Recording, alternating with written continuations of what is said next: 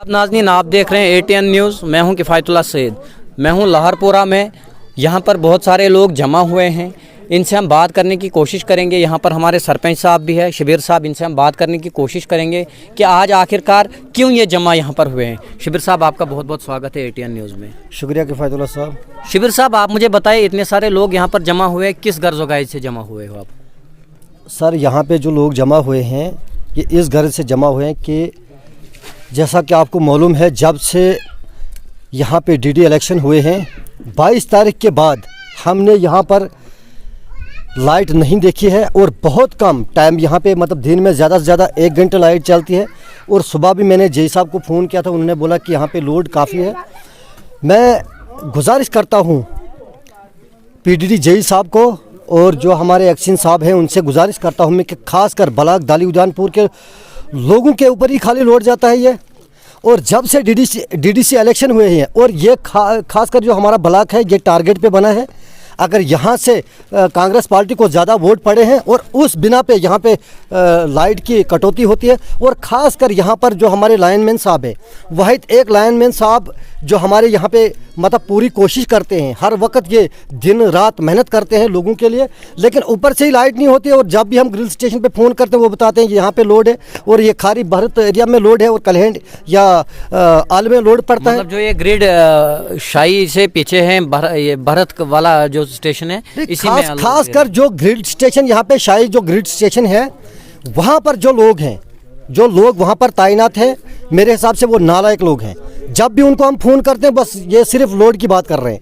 और ख़ासकर जब से ये DDC इलेक्शन हुए, जब यहाँ पर कांग्रेस की जीत हुई है और कांग्रेस की जीत इनके लिए बहुत बड़ा झटका लगा था और तब से यहाँ पे लाइट नहीं है। और हम समझते हैं कि शायद ये यहाँ के लोगों ने कांग्रेस को वोट किया है और NC को वोट किया है, इस बिना पर ये यहाँ के लोगों को मजाक समझते हैं। मतलब आपको दिख रही कहीं ना कहीं ये जो है पार्टीबाजी यहाँ पर भी की। जी शबीर साहब, खासकर जो मैं आपको बताऊंगा कि डोडा की जो डोडा में बड़े बड़े अफसरान साहिबान बैठे हैं, ये गाँव के लोगों को जोकर समझते हैं, ये उल्लू समझते हैं हमें। और यहाँ की आवाज़ जो है, चाहे यहाँ पे रोड की हालत देखो, पेची की हालत देखो, स्कूलों की हालत देखो, या खासकर बिजली की हालत देखो। यहाँ पर सिर्फ एक लाइनमैन जो होता है यहाँ पे, जिसकी जिम्मेदारी होती है, वो बेचारा क्या करेगा? एक लाइनमैन क्या कर सकता है यहाँ पे? कम से कम लोगों को देखना, मतलब इनको चाहे कि लोगों को देखें, वो घर घर में जाएं, घर जाएं, लोगों की जो लोगों के मसले हैं उनको देखा जाए। और इस वक्त जब हर 6 महीने के बाद, हर 5 महीने के बाद यहाँ पर खासकर जम्मू कश्मीर में इलेक्शन हो रहे हैं और इस हमें क्या फ़ायदा? इस इलेक्शन से हमें कोई फ़ायदा नहीं मिल रहा है। खासकर जब गरीब जनता रोएगी तो फिर फ़ायदा क्या है यहाँ पे नेता बनने का? शबीर साहब, यहाँ पर बहुत सारे लोगों की मुझे शिकायत आई कि रोड भी बहुत ज़्यादा ख़राब है, एडमिनिस्ट्रेशन को भी बहुत सारी लेटर लिखे गए हैं, तो अभी भी ठीक नहीं हुआ है।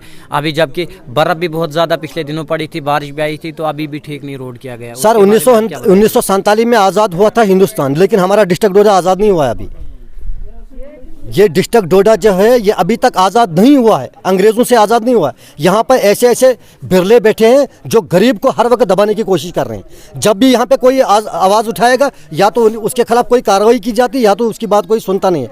मैं सोचता हूँ कि लोगों को आना चाहिए, आगे आना चाहिए, गरीब जनता को आगे आना चाहिए। जब तक गाँव के लोग, शहर के लोग खड़े नहीं हो सकते, तब तक इनकी कोई बात नहीं सुनेगी। यहाँ पर नेता आते रहते हैं, ये इलेक्शन भी होते रहते हैं, लेकिन जब इलेक्शन यहाँ पे होते रहते हैं उस वक्त बड़े धूमधाम से लोग यहाँ पे वोट देते हैं। लेकिन जब इलेक्शन का टाइम खत्म हो चुका है, हमारे पास कोई नहीं आता है।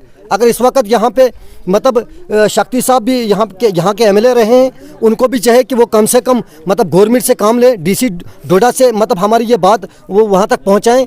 और उनको चाहे कि खासकर जो बिजली डिपार्टमेंट है, पानी है, या रोड का मसला है, या स्कूलों का मसला है, कम से कम गरीब की आवाम को उनको सुनना चाहिए। अस्पताल का मसला देखो, इस वक्त हमारा एक हॉस्पिटल यहाँ पे पड़ा है, कम से कम 100-200 मरतबा मैंने CMO साहब गार्ड को फ़ोन किया कि भाई डॉक्टर नहीं है यहाँ पे। डॉक्टर बैठा है घर में, कश्मीरी एक डॉक्टर है, वो बैठा है घर में। यहाँ पे लोग मर रहे हैं। यहाँ पे तो लोगों को अगर सिर की कहीं किसी को सिर में दर्द होगी, उसके लिए टेबलेट नहीं मिलती है। यहाँ पे क्या फ़ायदा हमें?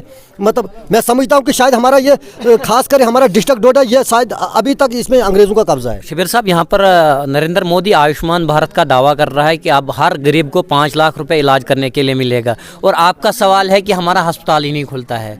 देखो सर, तो ये कैसे हो पाएगा? देखो सर, मोदी भी क्या करेगा बेचारा आगे। मोदी साहब तो इस वक्त लोगों के लिए काम कर रहे हैं।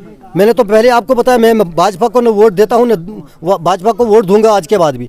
लेकिन अगर इस वक्त नरेंद्र मोदी लोगों के लिए काम कर रहा है, लेकिन जो हमारी डिस्ट्रिक्ट एडमिनिस्ट्रेशन है ये काम नहीं कर रही है, यह तो बिल्कुल ख़त्म हो चुकी है।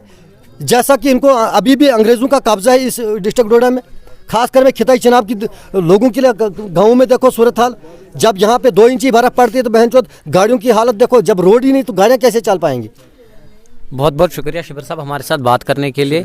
यहाँ पर बहुत सारे लोग आए हुए हैं और इनकी इसी बात पर ये प्रोटेस्ट कर रहे थे, अभी तक नारेबाजी भी कर रहे थे और हमने इनको अब आश्वासन दिया कि हम सरकार तक आपकी बात पहुँचाएंगे। इनकी यही डिमांड है, जो लाइट है बार बार हमसे लाइट जो है छीनी जाती है और पानी का जो मसला है धमा अमलान में, तो इसी के लिए ये प्रोटेस्ट कर रहे थे। तो हमारी भी सरकार से गुजारिश है कि इन लोगों के जो मसले मसाइल है उनको फौरी तौर पर हल किया जाए।